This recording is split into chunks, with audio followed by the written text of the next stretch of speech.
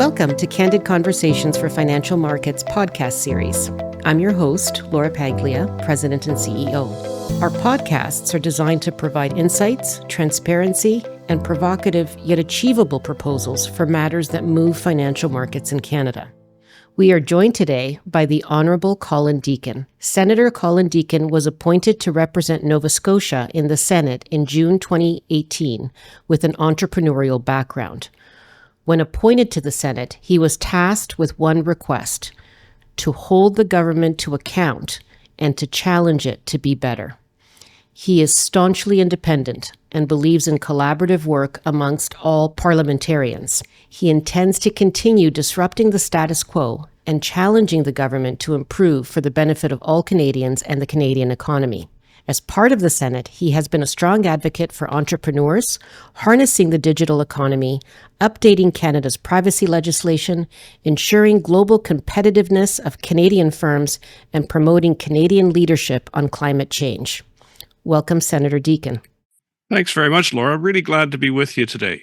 Senator Deacon, the imposition of tariffs has exposed fundamental, long-standing weaknesses in our economy that you have challenged the government to address for some time. Why the complacency or the reluctance to change in Canada? It's a really good question. I think we've taken Canada's prosperity for granted. Too many have. That was certainly the case in my mind in the last Prime Minister's office and in Ottawa more generally. And it's occurred at a time and over a time when it really mattered because the world's changed so considerably. I mean, as a country, it seems we're comfortable with the status quo. We've rested on our laurels of past success, and we've willingly become dependent on one customer. So I think it's important we accept that this is of our own making, that Trump was a trigger, but it's of our own making. And I think of comments just last week from RBC's CEO, Dave McKay, at their AGM. And he said, Canada, and I'll just quote here, Canada lacked the ambition to do big things. We have to change that. We have to seize this moment as a country. And I couldn't agree more. My only fear right now, it's not the tariffs, it's that our complacency might cause us to not use this crisis to retool in really significant ways and consider how we will in future manage extreme counterparty risks like a US president who seems to do things that aimed at tearing up the most valuable trade agreement in the world, or other black swan events that may occur. Senator Deacon, thank you. With respect to Canada's complacency, Canada ranks 18th in productivity, GDP per hours worked, in the OECD. In 1970, we were the sixth most productive economy in the OECD. History shows that advances in productivity often come from startups, the new companies that are led by entrepreneurs with the groundbreaking ideas. Yet, according to a 2023 study conducted by BDC in collaboration with the University of Montreal, nearly half as many people are launching businesses in Canada as they were 20 years ago. You're an entrepreneur. What's changed? Well, a lot. I was an entrepreneur before I took on the responsibility of this role, and I grew two businesses from an idea into the exporter of of services globally and scientific equipment. And I have a sense of how hard it is to do that. I think the world has fundamentally changed, but Ottawa and the Canadian economy is still running according to many rules that were created in the 60s, 70s, and 80s. And that world no longer exists. I mean, the number that really worries me is our GDP per capita, when it's inflation adjusted, is flat.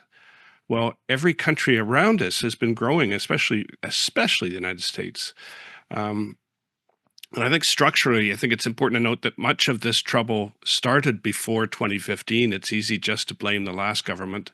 But I think as a country, we have to look over the last 30 years and say, have we done a good job of managing the conditions that have got us to where we are? We've got pervasively low levels of business investment. It's not just happened, it's been happening. And now with what's the uncertainty around President Trump's actions and probably continued actions, this is going to be a prolonged period that we're going to have to be really creative in how we break out of. We've also not learned how to grow big new Canadian-owned industries in the digital and data space. It's amazing the extent to which we don't invest in some of the best companies that are growing out of Canada from Canadian ideas and Canadian entrepreneurs. And it's this limitation in how we invest in intangible assets, or the vast majority of the world's wealth is in intangible assets now, 90%.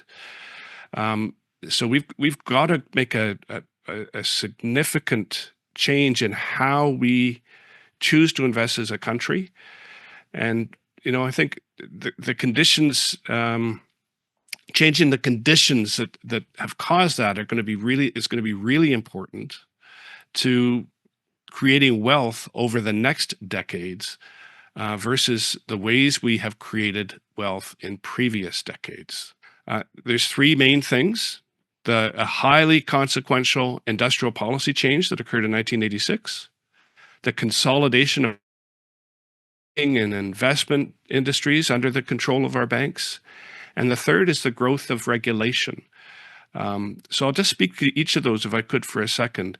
In 1986, the Competition Act, Canada's Competition Act, became law, and it guaranteed the formation of monopolies or oligopolies in every sector in Canada: banking, telecom, agriculture, transportation, groceries, you name it. The purpose of that act was to create big corporations that could compete with U.S. giants. And that was Canada's industrial policy for 40 years, as opposed to fostering competition. Yet every bank CEO, every bank economist talks about the importance of competition. I mean, albeit in every sector other than banking. But why do they do that? The competition is a driver of innovation and business investment. And it's how we create productivity, growth, and prosperity. It's that competition is critical. But the good news is, over the last 2 years, there's been amendments to the Competition Act that removed that consolidation bias. So that's the first item that I would point to as why we've had some troubles. And we are where we are. The second is our banking sector used this new industrial policy from 1986 to expand into broader control over the financial industry more generally. In the 60s, 70s, and 80s, back in the late 70s and 80s, I was a stockbroker, and the investment industry was dominated at that time by independent investment houses run by independent risk takers. But today, our 6 banks now completely dominate the investment industry in Canada. I look back a generation or more, Canada was a world leader in mining and minerals investment, and it still holds the biggest global conference in that regard every year. We built a world-class oil and gas sector. We created unique investment products like flow-through shares to fund nascent businesses to become international powerhouses. I mean, we've done great things in the past. The third factor that I think has really caused us to stagnate is Canada's industrial policy of consolidation led to the creation of enormous regulatory structures across government that favored, in the end, our oligopolies. And I'll explain why. The rules and regulations that define how an industry sector functions disproportionately support the growth of our biggest companies in Canada. And I can provide some evidence around that as we go through the podcast. But this has ultimately created what is now a world-leading level of regulatory burden in Canada, according to the OECD. We're one of the worst countries in the OECD in terms of the amount of regulation that has to be managed in our economy. And the reality is that the complexity and cost of these regulations acts as a protective moat around oligopolies in every sector. It makes it really hard, almost impossible for innovative challengers to break through. And that weakened competition outside of our biggest businesses allows them to grow without having to invest and innovate at globally competitive levels. And I just have a belief that A business can never be regulated into becoming customer-centric, and it can never be regulated into becoming globally competitive. The only thing that does that is competition. So now we have, and we're faced with what the Bank of Canada calls a break-the-glass productivity emergency, but it didn't happen just in the last 10 years. And I think it's really crucial that we realize that. These are structural decisions we've made over multiple generations. And the path we're on is all before, it was all before this disruption of Washington, and it's time for a change. And every bank CEO, every bank economist points to the importance of competition as a driver of innovation, as a driver of business investment, as a driver of productivity growth, and a driver of the competitiveness of the Canadian economy. So that's where I stand. Thank you, Senator Deacon. The disruption caused by the current U.S. administration, and you've referenced to a comfort with the status quo being one trading partner. It's resulted in much of Canada's startup ecosystem being financed by American venture capitalists. Could you provide us some insights as to why this has occurred? And secondly, should we continue to attract this U.S. investment, as these political tensions, as you've described, are sure to continue? Yeah, there's no question, and it's important you're focused on this. The Canadian Venture Capital Association says that only about 14% of the money invested in their members' transactions is actually emanating from Canada. 2/3 is from the United States and 20% from elsewhere. So it's the reality is, in addition to our failed industrial policy and the favoring of oligopolies in Canada, we haven't figured out how to function in a data-driven world as an economy. 90% of the global wealth is in intangible assets, and our economy and governments, as far as I'm concerned, remain focused on physical and tangible assets. I spent a lot of time in the 90s working with our granting councils and Canadian universities. We invest about $8 billion a year federally and provincially in research through our universities, and they're world-class researchers in world-class universities. But within 2 years, 2/3 of the resulting patents are transferred out of Canada. So not only do we not protect our IP, but we're also investing in foreign companies that use Canadian talent to develop their IP and commercialize their IP in Canada. Like, Canadian talent and Canadian money is used to commercialize foreign IP in Canada, like the proposal of the battery manufacturing plants. We're not commercializing our battery researchers, we're commercializing foreign IP. And that's a really big issue.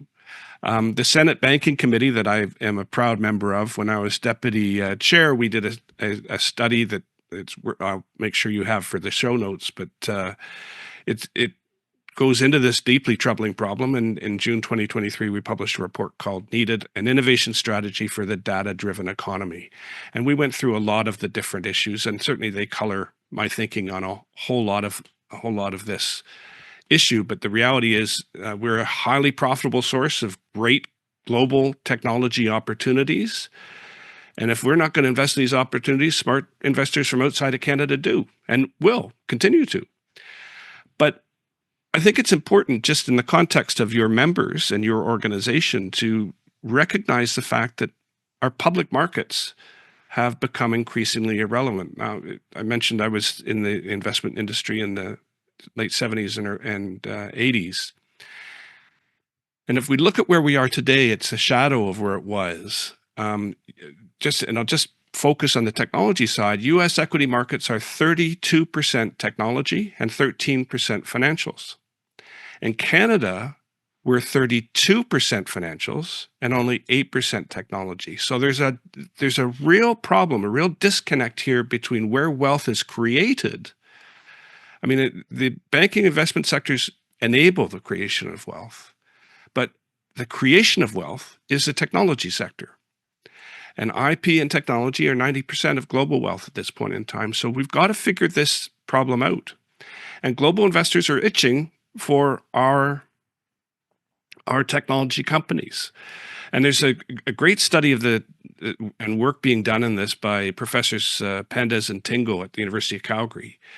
And they have really taken time to understand the declining relevance of the TSX. In 1986, I was in the industry, and in 1986, the TSX had 84 operating company IPOs. And that was the same year as our industrial policy focused on consolidation versus competition came into force. It's also the year that the banks started buying investment dealers. From 87 to 2000, the average number of IPOs was 35 on the TSX, which is less than half of what it was in the mid-80s. From 2001 to 2014, it was down to 13 a year, about 2/3 drop from where it was in the previous decade or so. And in all of 22, 23, 24, it was one operating company IPO on the TSX. Overall, the operating companies on TSX have dropped by 45% in the last 25 years, now at about 670 companies. So to create a liquidity event, Canadian businesses, Canadian tech companies tend to go to the US or exit via acquisition, neither of which is optimal from my standpoint. Big senior investments like CEI Financial have been acquired. So it's limited the diversity of investments that Canadians can invest in our markets, which means that, that's, in my mind, what's driving the over $1 trillion of Canadian wealth that's now invested outside of Canada. So, we were a global leader. I think about 15 years ago, there was an effort and a proposal to merge the TSX and London Stock Exchange in a 50-50 merger.